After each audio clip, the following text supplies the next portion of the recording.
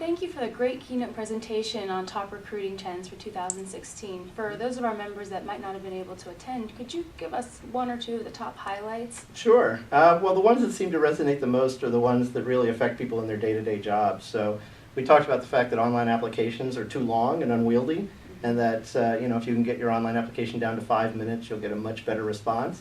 And there was a lot of laughter about that because people were thinking, gee, it takes 30 minutes to complete mine. How am I going to get down to 5 minutes? It's a small number, yeah. Yeah, but we talked about, getting rid of all the nice-to-have questions and just focus on really the key things you need to know. Yeah, obviously an important tip. Is there something else that you'd like, another trend that you want to highlight? Sure.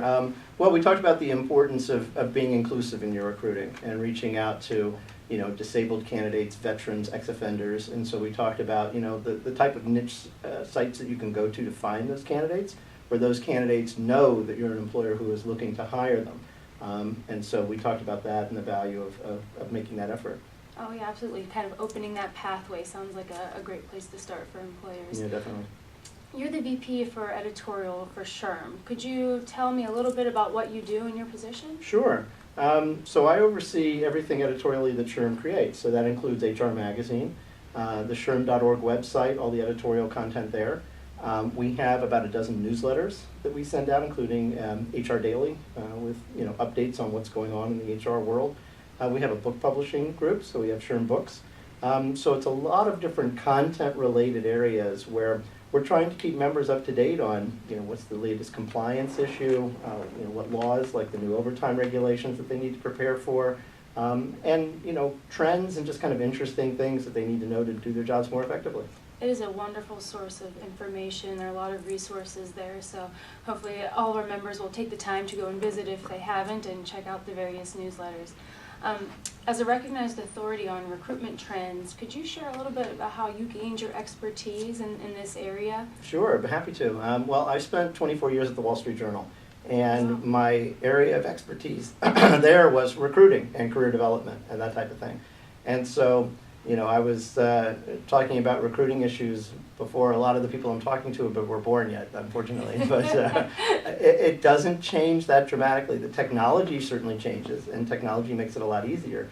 But the basics of good recruiting pretty much stay the same. Engaging smart candidates, showing them why you're a great place to work, making sure that they feel welcome when they start and that they're, on the path to retention.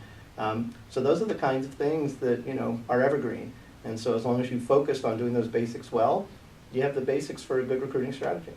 Yeah, well, that's wonderful information and tips to provide.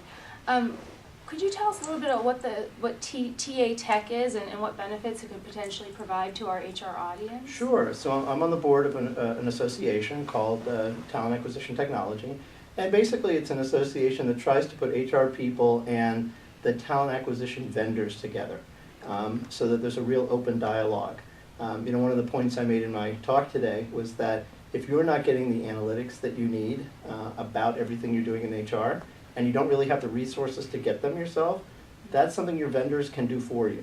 If you need to know, forget basic things like cost per hire and the like. If you want to really dig deep into the numbers to figure out, what recruiting strategies are really working best, which aren't, and you don't have the ability to do it, talk to your ATS and make sure that they will do it for you as part of their agreement. And if they don't, there probably is one that will be happy to do it. So it gives you an opportunity to really get down and dirty with vendors to get what you really need. Yeah, well, absolutely, and that's a good suggestion for anybody that's not doing it to take a look into that and ask some good questions. Yeah, absolutely. You've had the honor to appear on numerous television stations and do a lot of different interviews, CNN, NBC. Would you be able to, I guess, give an example of a particular interview that stands out, other than this one, of course, very positively or negatively? Well, this one's very much like all of those network television shows. I guess maybe the funniest one was there was some breaking legislation. This is going back a little ways, and it had broken late on a Friday, and so I got a call asking if I could come in on a Saturday morning and do an interview with Hannah Storm about that particular topic. And just trying to get in for a 7 a.m. interview on a Saturday morning you know, it was a little intense, but it worked out well. Not a lot And of prep time. Not a lot of prep time, but it all went fine. So if anyone wants to, I'll have to post the videotape of that one somewhere so people can see it. Absolutely, send us the link. You got it.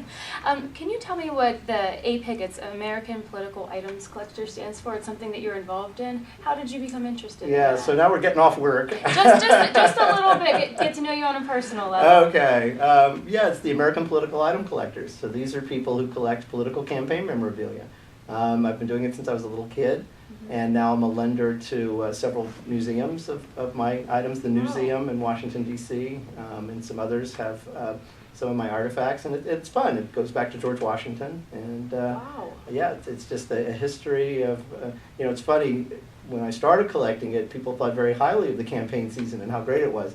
Now, not so much, but it's still fun to collect this I'm stuff. going to say you definitely have a lot of opportunity right now during this time of the year. Yeah, no kidding. It's a lot more fun to collect Teddy Roosevelt than it is today's candidates, so. Well, that's wonderful. Really interesting stuff. I'll have to check that out. Final question, this one's kind of an easy, fun one, but when doing a little bit of research, we realized Tony Lee's also the name of a British jazz pianist for the 1960s and 70s. If you weren't doing the current role that you're doing now for SHRM, what would your ideal job be? Boy, that's a tough question. You know, and it's funny, too, because if you Google my name, there's a field goal kicker at a university with that name. There's a creative director in New York who's very famous with that name. Oh, well, add that to the list. But yeah, there's quite a few. It's a pretty common name, I think. But gee, a dream job, anything I could be doing other than this. I don't know, I'm living my dream. I'm doing everything I'd like to, other than just sitting on a beach all day, I guess. Yeah, well, I guess Traveling the world. Yeah, you save that for the vacation time, and then the other time you get to do what you dream of doing. So Yep. You can't ask for more than that. Right. Well, thank you so much for your time. I really appreciate you giving us a little bit more of an insight.